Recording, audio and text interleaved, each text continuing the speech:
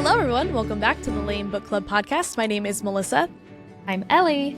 And we're here with another installment of Hot Goss with Unpopular Sauce.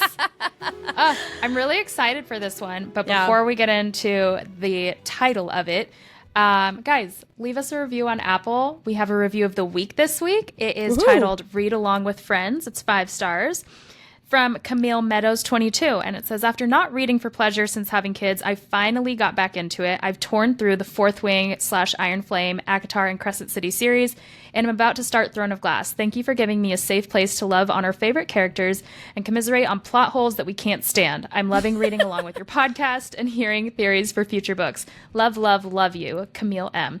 Oh. Thanks, Camille. Yes, thank you, Camille. We're so glad you're here. We're glad that you love talking about all things favorite characters and love to commiserate with anyone who will listen. So yes, thank you. Awesome. So yeah, if you want to hear your review read, please leave one.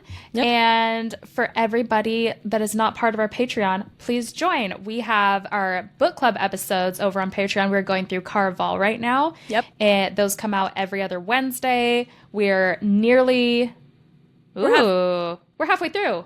Almost. Nearly halfway through. Yeah. So there is still time to just hop in, catch up real quick, and be there live and in person with us. It's awesome. We also subscribe. Oh, I'm sorry. Go ahead. No, you're good. We also upload all of our Hot Goss episodes there so that they're ad free. If that is all of our episodes in Patreon are ad free. Then you could, like I said, and there's some bonus content. Yep. And there's some there's extra, a Discord.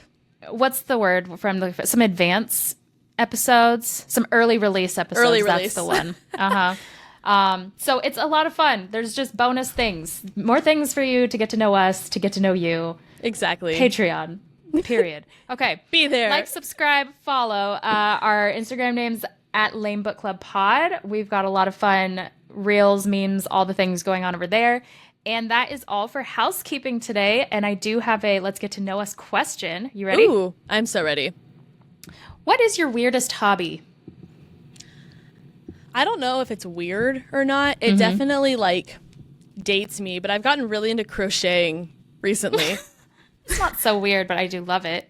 I benefit from Melissa's crocheting. Yeah, it's not weird, but I think the look, depending on the generation that I'm communicating with, the looks that I get when I tell people that I like to crochet vary greatly. It's either oh my gosh, that's so cool, or oh. There's not really an in-between. It's kind of one or the other. So I would say that's why it's weird, because some people think that it is, in fact, weird. I like it. She's gotten really good. We should put one of your things on our stories. She made me a little lobster. I'll put that on the story. It's very good. I'd say mine is I got into needle felting one year. I don't do it too often, but that's the weirdest little hobby I have. I forgot. And if you don't know what that is, you take this pre-spun wool, so it's just raw wool, I guess. Yeah. And you poke it a bunch, and so the fibers start sticking together and become a solid unit, and you just make little animals. Stop laughing. I'm sorry. I'm laughing at the dumbest thing. It's not even what you're talking about. It's just because you said the way you said raw wool, it sounded like Raoul. And that's I hate myself. That's just me. Okay. Well, anyways, that's mine. That's yours. And that is it for housekeeping. So excellent. Here you go. You ready to get into the episode? Yeah. Why don't we tell them what the episode's about? I'll get into that. All right. But first, are you ready? I'm ready. I'm so ready. Okay. Here we go. As we all know, the Throne of Glass series ended with the 8th book, Kingdom of Ash, in 2018. The story was wrapped up with a pretty bow, and we were happy about it, and we were done, and it was beautiful, and we cried, and we were finished. But then Sarah hits us with the typical 1-2, and in 2022, she's in this interview, and someone says, oh, yeah, how do you feel about, all these books? And she says, well, Throne of Glass is technically ended, but is it? And everybody everywhere felt the ground shake. So that leads us to today's episode, titled, Could Throne of Glass Open Back Up? And subtitle, and what are our predictions on that? And subtitle, Buckle up, Buttercup. Yeah, exactly. So spoiler alert, we are going to be talking all of the SJM books. I don't think there are crazy spoilers in here, but just if you haven't read any of them, or all of them, be wary going into it. Maybe come back. But if you have, it is safe to stay. So here we go. The meat and potatoes. Let's address question 1. Could it open back up? According to Sarah, it's obviously a possibility. But Melissa, have you heard of Lynette Noni? Not until recently. No, I hadn't. Perfect. Well, I take that back. I had heard of her books, but I didn't realize she was the author. Yeah, that's fair. Yes, yeah. me too. Okay. Me as well. So before I go too far, this was brought to our attention by one of our Discord besties named Aylin Rose. Fabulous name. Very Thank you. Thank you, Aylin. So Lynette Noni is the author of many books, but most notably the Prison Healer trilogy. And did you know that Lynette and Sarah are friends? And not just like author acquaintances, but like really good friends. So I started doing my little creepy stalker research. And in 2021, Lynette made a Facebook post about Sarah marking their 6-year friendiversary. Wow. And writing things. Sorry. Yeah. You really. Oh, no, yeah. Facebook posts, not even like Instagram. No, I went deep down. I was supposed to say you went deep into the archives for these. I did. It's been a while since we've done like a theories episode, and so I just had to pull out all the guns. I was incredible. Everyone needs to know. So she wrote things like, quote, Sarah has been an absolute lifesaver to me during these last few years. There have been challenges so horrible that I'll never be able to publicly share about them, and she's been there for me through all of them, holding my hands across oceans. Just a few months ago, I broke down sobbing while Skyping with her when I felt like my world was falling apart, and yet again, she was there for me with not just comfort and encouragement, but also stepping in to help. And let's face it, we all know she already has a heap on her own plate without having to worry about my added drama. So all that to say, that's they're not close. Just like, yeah. Oh yeah, we know each other. That's like you doing life together. Yeah, that's like exactly BFFs. Yeah, I love that. So, why is it important to dive deep into their friendship? Who cares, right? We care because in 2022, the same year that Sarah had that interview, Lynette's website, her welcome banner, it gave a little about that said, and I quote, Lynette Noni is the #1 best-selling and multi-award-winning author of The Madoran Chronicles and Whisper. And is currently collaborating with Sarah J. Maas on, and this is the whole title, The World of Throne of Glass. Shut your mouth. It did not. It did? It did. So it was official at one point that they were co-authors on this project. Okay, I let it sink in for everyone. Everyone do their gasps. The book is called The World of Throne of Glass. Do we think that this is... I'm sure you're probably going to get into this, but I'm jumping ahead anyways. Do we think that this is a continuation of it or like a spin-off? I mean, it doesn't matter. It's The World of Throne of Glass. Like, it's... Right. Like, it's going to open back up in some way, shape, or form, whether it's some kind of additional prequel, since Assassin's Blade kind of is its own prequel, or a, like... I don't know, spin-off. Maybe it's a Minorian spin-off or a... that's the only couple name I can think of off the top of my head. Aylin and Rowan. But look, there are some thoughts to this, and I'm glad you started there. So we know from the Throne of Glass fandom wiki that The World of Throne of Glass was actually originally supposed to be a supplementary book that covered languages, geography, religions, and history. There it is. There it is. But this data was gathered in 2018.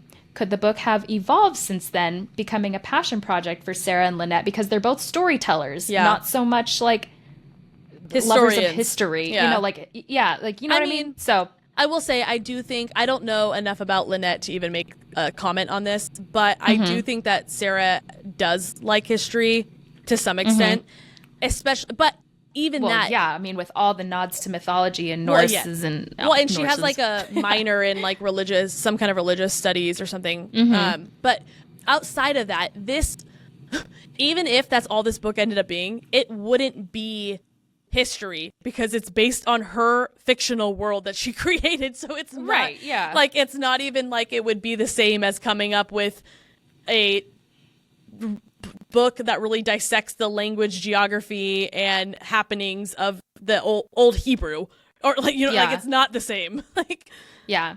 Well, I even like noted in here, I personally would like a story versus like a guide to the Throne of Glass world. But I think honestly, who wouldn't? Like, well, and I'll take anything. If you want to just give me the Throne of Glass world guide, that's fine. I'll take it. I'll eat it up. No crumbs. But I would love the story. Well, and if that is truly all that it is, why would she need someone to partner with her on it? Well, and you know, I thought about this, and perhaps it's like, you know, similarly to the world of Tolkien, where they like created the Elvish language and like had like a breakdown of that. Like it might be something where she's trying to go that heavy with her books to where, you know, we need a breakdown of the maps, we need a breakdown of like. But did Tolkien have a co-author on that? Like, I think he just did it, right? I don't think so. Well, yeah, but could take a while. But that's what I'm saying. That's what I'm saying. Like, a friend and every once in a while. If anything, just emotional support. But like, if that's really all that this book is supposed to be, like, it just to me doesn't make any sense. Why she'd have a co-author? I don't think it would be because of how strong of a storyteller Lynette Noni is. Like, she wrote best-selling works. Yeah, exactly. So why I just couldn't understand why it would just be like, let's just dive into what this map is about and what this like region traded and sold and what this like their religions. I just feel like it would be a lot more of like a story to it. But that's my opinion. Okay. So since then, on the sad side, it is speculated that Sarah has just gotten really busy with writing Crescent City, like the newest one, The House of Flame and Shadows, and the new ACOTAR book. So this project has taken quite the back burner. The about, as far as Lynette Noni's website goes, is no longer found. And so there's really been no recent update. Yeah, we don't know if the project got canceled or just really put off or what. Lynette had an announcement come out 3 days ago. Melissa and I were on the edges of our seats hoping this was like some ACOTAR mashup, not ACOTAR, but like Throne of Glass mashup. It was just that she was about to release a new book. So she's obviously been busy too. I think it's that her book was turning into a movie, right? Oh no, you're right. It was a new book. Never mind. Yeah. So everyone's been busy. We get that. But stop it, I think, is my opinion. But yeah, I don't know. Maybe let's refocus. Do your kids really need to have a birthday party, or does the world need this book? Let's put priorities. Honestly, priorities. Come on. Okay, so I know. I've also seen talk that the timing of the world of Throne of Glass has to be incredibly intentional, and this makes a lot of sense to me if this is why the whole thing was pushed off. Because, and this is according to Ella of Starlight on Reddit, it would answer so many of our questions on the multiverse. Ooh. If it were to be released beforehand, then the mysteries regarding several of the characters, locations, etc. would lose their appeal. Both a storytelling and marketing tactic to not release this yet, which makes so much sense to me. It does. Yeah. That really makes a lot of sense. And so that's the last I have on like Lynette Noni. And I was just going to add, if there's any update in the future, check back with us for sure, because we will let you know. Yeah. Oh, won't we? Won't we let you know? But that's it for that. So let's get into the bulk of why we are all here. What theories do we have on how the story could progress if it did? Oh, say less. I have so many. Or not theories, but so many opportunities for more. Do you want me to just say them? Not yet. Let me do this little chunk, and then I will invite you in. Incredible. Sarah talks about how Crescent City was originally contracted for 3 books. So in those 3, she wraps up Hunt and Bryce's story. Here's where the spoilers come in, guys, for Crescent City. She wraps up Hunt and Bryce's story, but then there's obviously 4 houses, and she even says there's a lot of characters, so maybe she's going to do what she did in Akasif and make someone else the new main character. And I think that if that's going to be the case for House of Many Waters, and that was obviously the case after Wings and Ruin, I would be so certain that would be the case for Throne of Glass. Yeah. I didn't know how to get that out. No, I also, though, I know truthfully, in Throne of Glass, the only storyline she didn't wrap up with a bow is Dorian and Manon. Right, exactly. Every other one technically is wrapped. However, I think we could always get more from all of them still too. There is one person you're forgetting, but we'll get into that. Is it Fenris? It's not. Okay. My first question though is, do we like this style? Do you like how she kind of like breaks off of the main characters and invites new ones, or does that break your heart? No, I liked it because I guess ACOTAR is really our only thing that we can talk about so far, because there isn't yet at least a fourth Crescent City book, and this officially isn't reopened. I loved House of Akasif, like Silver Flames. There were a lot of problems with it that we've talked about in previous episodes, but none of that had to do with it being from Nessa's point of view. Like, I loved Nessa's point of view. I loved getting more of an insight into her mind and how that works. At this point now, I want a book from every character, everyone in the inner circle. I want Mora's point of view. I want Amren's point of view. I want Asriel's point of view. I actually want Cassian's point of view, even though we got a little bit of his in Silver Flames. I want more. I want more of like his backstory. I know we've gotten Rhys's point of view and like a little bit, but really, I think we've gotten more of Cassian's point of view than Rhys's, truly. Probably. Because we only got like a couple chapters of his point of view in... It's literally 2. Oh, and some in the Court of Frost and Starlight, but... Yeah, but like maybe 3. We got a couple in between Mist and Fury and Wings and Ruin, and then we got like a handful in Starlight. That's it. We got like close to half of a book of Cassian's point of view in Silver Flame. So like maybe not that much, but regardless, I need more of Rhys. Like I need all of this. And I don't care too much about a book from Elaine's point of view unless she makes Elaine more interesting. And I think she would be if we got her inner thoughts. So I would be okay with that. I'm actually dying for an Elaine book, but besides the point. I'll say this for the record. I wouldn't hate to get some chapters, even, maybe not a whole book, from Tamlin's point of view. Like, I would love to know what's going on in his little beastie mind. Welcome. So, yes. All that to say, yes, I do like when she does that. Long-winded answer, but yes. Okay. Short story long, yes. On that exact thought, I'm thinking that it would likely not closely follow Aelin and Rowan's story anymore because they were obviously the main love interests, the main characters. I'm thinking we would shift, and the vast majority of our book community, you included, is screaming to let Aelin rest. So maybe Manon and Dorian can be awoken. Please. I love a Minorian like spin, or not even spin off, just point of view, like, and especially because they're the only ones that are not like, okay, like obviously I don't know, it just was so unsettled, like it's done, but like it was so anticlimactic how their story ended. It really was. I get it did make sense, but it's not what the people wanted, Sarah. We wanted them together. Not with like these weird promises of maybe someday, but also both of them knowing that it's never going to work. That sucked. I know. Sarah. Like, what I said here is, what would we want to see from them, right? And let us know in the comments too. What would you want to see from them? But for me, I'd want a definite answer on if Dorian settled. This keeps me up at night. We need to know. If I see one more fan art picture of a Manon crying at Dorian's grave, I'm going to lose my ever-loving mind. I need to know if that happens, or if these are just people playing with my emotions by coming up with these art images. I know. So if he did settle, my little theory could be, what if Manon and Dorian were so busy ruling their own kingdoms over time that they fell out of touch, but then like stared at the moon, always remembering what never was, and remembering each other from time to time, like my one great love. And then, time flies by, and a very specific evil introduces itself to the lands of the Throne of Glass world that only needed to involve Dorian and Manon's territories. Oh my gosh. So they were so far apart. It just needed to be them, not Aelin, just them.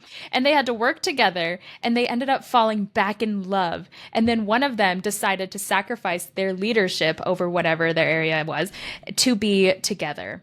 I'd read the heck out of that. First off, we know for a fact that it's going to be Dorian sacrificing him to Don't go live we know. in the waste with all the witches. 2, I disagree. I don't think it has to be something that only affects their lands. Like, okay, again, let's reference. I only say that because we don't want Aelin to have to wake up and fight again. We just want her to live with her family in Rowan. No. Just be happy. She needs to fight. That's who she is. But she doesn't need to be the only one fighting or leading the charge. That is where this would be different. Would she fight? Absolutely, because it would be against her character. Even if nothing was happening in Terrasen, it would be against her character to let Dorian handle this one without Terrasen's aid. Okay, wait. Hear me out. Dorian and Manon are fighting. The 90% of the book is them. Then at the last beck and call, there stands Aelin at the top of the hill with her forces. Like, didn't you think you thought I wouldn't come? I have I have a counter theory for you, and this is one that I like actually a lot. So, Throne of Glass ends. They're in a weird headspace, but they say they'll keep in touch, but they don't. Typical friendships. And then years go on, and rumors start happening about Manon being with all of these other people, about Dorian letting things run amok in his territory, and as more and more rumors start to spread across both territories, they start to think the other person has changed fundamentally, and they start to get upset. They start to loathe one another, if you will. And enemies to lovers? Are you selling me an enemies to lovers now? Ellie, it's not just, it's an enemies to lovers, back to enemies to lovers again, if we're talking all through Throne of Glass. We love it! They get sold. They fight.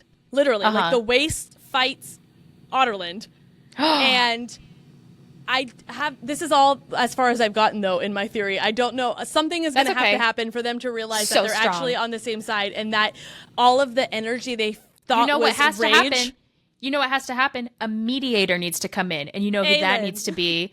Aelin. No, that or Rowan. No, it needs to be Vaughn, the person we forgot about from the entire Throne of Glass world. He needs to come back in, and we're going to be like, who are you? He's like, the Osprey that never got a chance. Here I am. Let me help you. He is going to be the one to make them real. He's going to be like the surreal of this story. Yeah.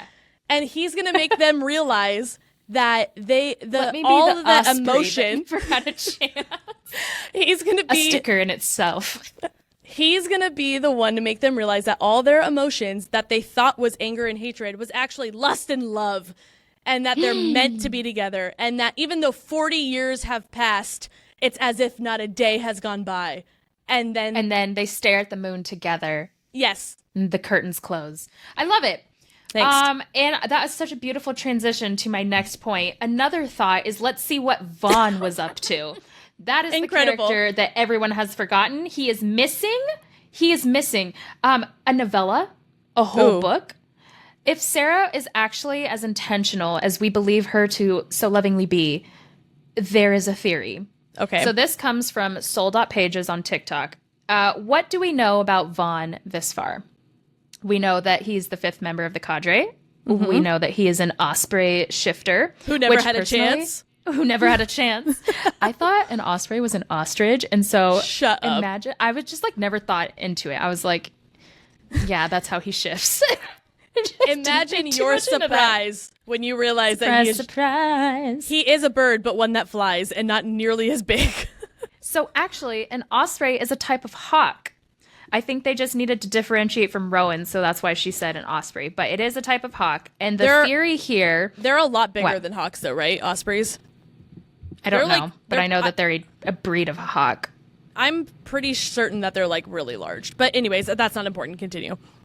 So the theory here, well, it's very important actually that we recognize that an osprey is a hawk. Okay. Otherwise this theory doesn't work. So be on my side. The theory here is that Vaughn was off looking for Lorcan, but wound up in another universe. So children, let's flip to chapter 14 of Crescent City's House of Sky and Breath, shall we? My favorite in the series. Yes, let's do it. Where we get the breakdown of who is in Sandriel's Triari. We have all the H names. We have Hunt. We have the Hind. We have the Hellhound, the Hammer, whatever. Did you say the Hind? Yeah, the Hind. It's the Hind. Okay, don't even with me. Don't even with me on I will pronouncing with this names. One. I know. I know I have no right, but I'm going to anyways because this. I have to start this all over because the tension has been broken. Let's start over. Because of the Hind. We have the H names: the Hunt, the Hind, the Hellhound, the Hammer. But then there's also one that was forgotten: the Hawkshifter. And everyone talks about him like, oh, he's big bad, he's scary, but he's not around. So I saw someone else say that Sarah doesn't do these plot holes, she does you. And I could not agree more. Except she does do plot holes. Vaughn in the Crescent City arena, and is he the big bad? And is he the Hawkshifter that everyone just kind of knows about, but he's also not so much around? But is he there in that universe? Okay. Something to think about. I just have one hole to poke in this, and it's a pretty large hole. Go ahead. We've talked about how I guess it doesn't, these worlds are not happening all at the same time. They're all happening at different times, correct? I can't remember where we landed on this. No. We've never landed officially on one. I personally subscribe to the fact that they can hop through space and time via what the actual harp does, but everybody else in the world believes that they're happening at the same time. Okay, well, regardless, this makes more sense if they're all happening at the same time. That wouldn't be possible because he's the only one who never broke the blood oath to Maeve, and Maeve is Dunzo, so that means he would be dead. You know, I actually saw a reel about that recently where it was like Vaughn saying like feeling the blood tie break with the blood oath break with Maeve, and he's just like, what is happening? And like that's it. So I don't think they die. Yeah. If the blood oath is broken, if she's killed, then it's just broken and they're not dead. If the blood oath isn't broken and she dies, they die with her. The blood oath was broken for Rowan, Fenris, and Lorcan because now they're like with Aelin. So I actually think that. Are you sure on that? Yes. That's the whole point of tying a blood oath. Your life is tied to theirs. Hold on. Do you die? Yes, breaking a blood oath could result in death, but this is only within the cults. I think we're not looking at the right area here. I'm also SJM. not talking about breaking the blood oath. I'm not talking about breaking the blood oath. Hold on. I'm talking about if the person you're oathed to dies, that kills you. Right. A beta can break the oath independently without the alpha doing so by forcefully disregarding a direct command or directive. However, this method places great strain and they could die. So we already know that. That's obvious. Well, guys, we'll come back to this. That could completely poke a hole in this theory, but if not, then it's not. Or also, she could have just let Vaughn go for whatever anonymous reason we don't know. I mean, there's a few things to that. She'd have to write it in to where, for whatever reason, before Vaughn went off to do whatever Ospreys do, that she broke his blood oath. But she'd have to have a pretty good explanation for why, because otherwise that would feel like a very large loophole just to keep him back in the story. But you know, Sarah, one line and she could do it, and I'd be like, sold, done. Okay, here's another crack theory. If the gates in Lunathian were word gates and the Throne of Glass world opening up was actually about a book about the ability to travel worlds and time, as in they're not all happening necessarily at the same time, and the characters of Midgard were able to go back to their roots, aka the Throne of Glass world, Lydia could meet her ancestors, Aelin and Rowan. That would be cool. Big fan of that. Yeah. So there is that one. Any other thoughts on that before I go into my very last one? None other than big fan. Love that one. Because then that would connect Crescent City with Throne of Glass somehow too. And that would mean hopefully Rune would come with her. Oh, and I love Rune so much. There's no other There's no That's other all. reason for that, just that you want him to be there. I would just be excited that he's a part of the story still. That's fair. Oh, well, duh. We're doing spoilers. They're mated. Yeah. I was like, I guess, like, yeah, he could be part of the story. It's like as if you just said, and Hunt could go too. I'm like, I guess. No. Yeah. Yes, that makes sense. But I wouldn't be surprised if she threw Therian and Ithan in there just for funsies. And Rune's not mated, so who could he meet somebody from the Throne of Glass world? He's with Lydia. Why did I just say that? You're so right. I don't know this what part of the episode. No, I don't know what my brain just melted. Okay, let me get into my last theory before it completely escapes me. Last one for the day. I love this one actually. What's one area that has the potential to tie all of these worlds together and needs to be delved in way more thoroughly? It's Hel. Oh, yes. We see a lot of it in Crescent City. We know what's up.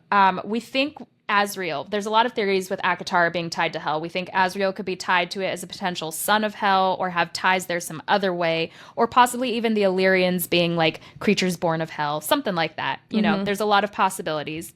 Well, get ready. Hold on to your seats. The Throne of Glass book, the very first one at the very beginning, like the Throne of Glass book. Yeah. Which also is just side note, so incredibly poetic if the storyline did follow this.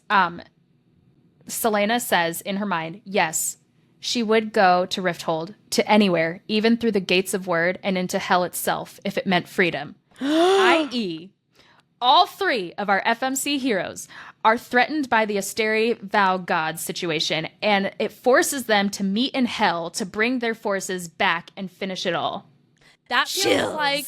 That I love that. That feels more like the what was the name of that book that is supposedly her next series? Twilight of the Gods situation. Yeah. But still, that would, I mean, honestly, any book that includes either Aelin or like literally just anyone from Throne of Glass, to me, opens the world back up. Even if it's not in Terrasen specifically or in like that book, you're bringing these characters back into another like new story, so that opens up the possibility of more stories coming from their world.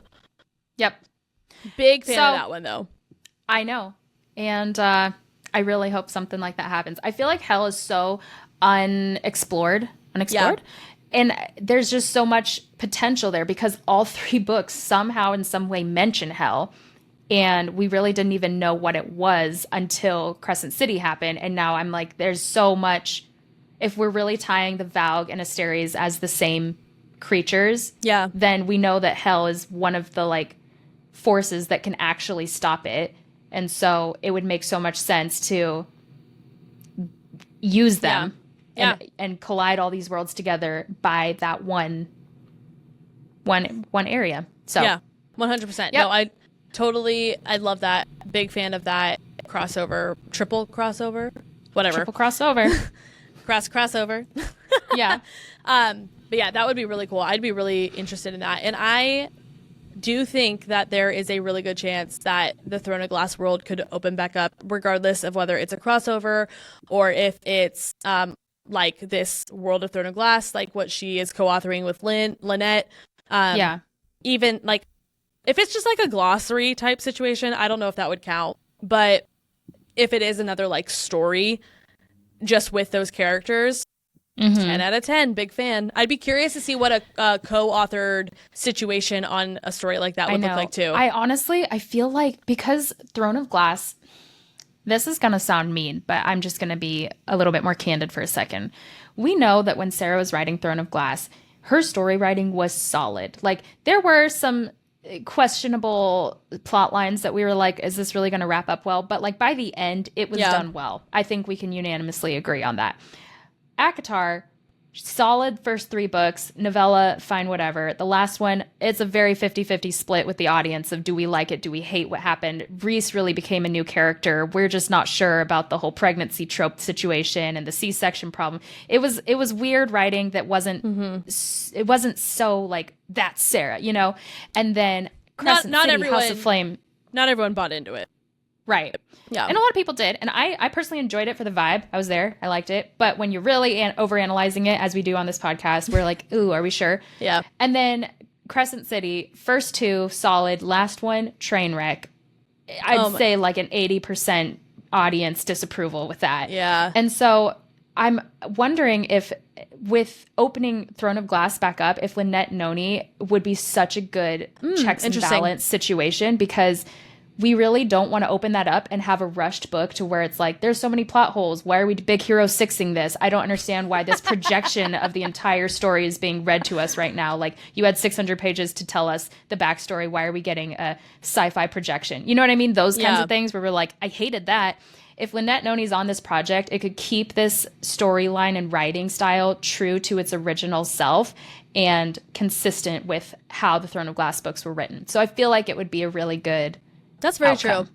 I never really thought about it from that perspective, because even though like Sarah's human, there's gonna be and editors are human, and like there's gonna be things that people missed, and I like to joke around about like how I loathe House of Flame and Shadow. Like, I had a hard time even finishing it, but I am just a girl. Like, there's no shot I could do anything even remotely close to what she did.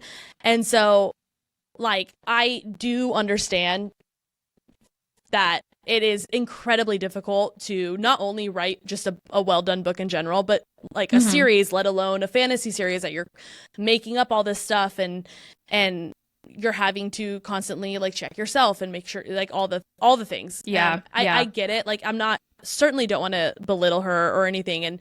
And like, I do understand it's a very difficult task to do all that.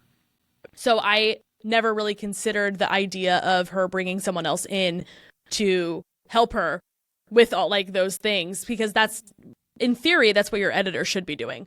But your editor doesn't write the story. Like, if you're wanting someone to help the story along, like to have a fresh set of eyes, that's actually a really cool idea. I think it would be hard. Having someone that you consider to be a really good friend do it too would be the perfect way to start, because I think it'd be really hard to have a stranger come in and say all these opinions and things about your baby. Like, Throne of Glass is her baby. That's where she got her start. That's like her first, she poured all of herself into. It'd be really hard to have even someone who's a very talented author, but like just not a friend to you, come in and say like, oh, like, let's do this, or we can't do that because you wrote this here. Like, you know, like, but if it's someone that is still a very talented author that would be able to catch some nuances like that, yet still has your best interest and like cares about you as a person in the back of their mind. I actually could really get behind it. I'd be very curious to see what a co-authored book would look like. I know. I mean, like her, but in anyone, let alone, not necessarily like, it'd be cool to see Lynette since they are friends, but like, I would be curious to see what a co-authored book between her and anyone. I would be curious about a co-authored book between her and Rebecca, because I feel like Rebecca, don't say it. No, I'm saying it, and I don't care if anyone disagrees. Rebecca is really, really good at the details. And that's what Sarah's been missing the mark on, I think, lately. But Sarah's stories are, and Rebecca has a fantastic story as well. Like, but like Sarah's story writing and like the imagery that she comes up with and all that stuff, to me, is where she outweighs Rebecca a little bit. And so, oh man, having those two strong women like put their strengths together, I think that book would kill me in the best way. I'd need to see how the rest of the Empyrean shakes out before I agree with that. I don't. But so I've far, seen enough. Lynette Noni, you have my stamp of approval. I would read the heck out of anything you two put together. So yeah, please put that at the top of your list. Don't forget us. And that's all I have for today. So guys, thanks for listening. Tune in next week for our next Hot Goss episode. And check out Patreon if you want any more episodes. Thank you so much. Have a great rest of your day or evening. I guess it depends on what time you're listening to this. I'm so bad at signing off. I'm going to just Bye. Bye.